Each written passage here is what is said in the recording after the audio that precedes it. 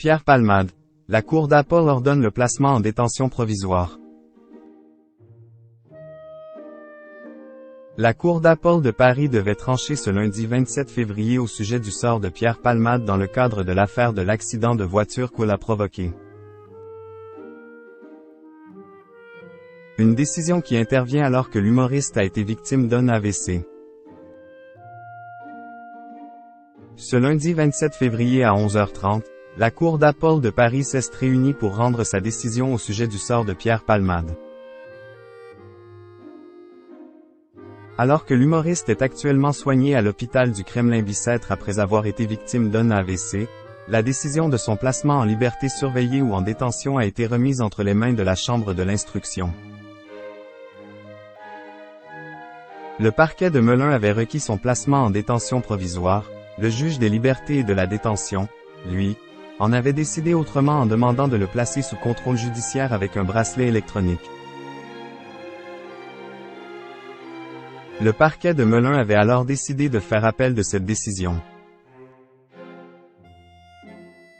Après un délibéré à huis clos, le comédien de 54 ans va finalement être placé en détention provisoire.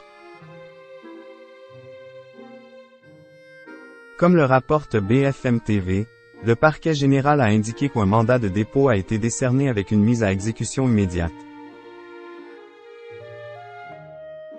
Pierre Palmade en état d'être placé en détention provisoire?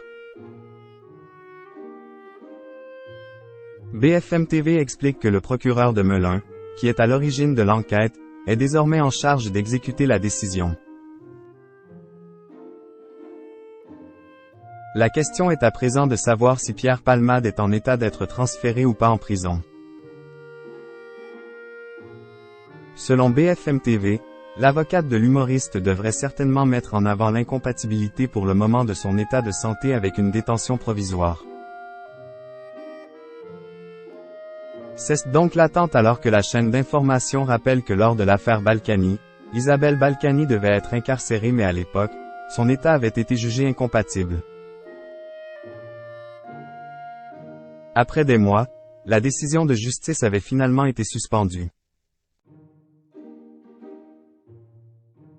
Cette décision intervient alors que Pierre Palmade a été mis en examen pour homicide et blessures involontaires et placé sous contrôle judiciaire après l'accident de voiture qu'il a provoqué sur une départementale de Seine-et-Marne où il a percuté le véhicule d'une famille de 3 personnes.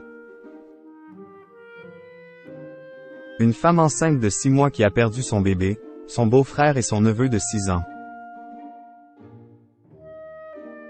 Sous l'emprise de la cocaïne au moment de la collision, il avait cependant expliqué aux enquêteurs ne se souvenir de rien.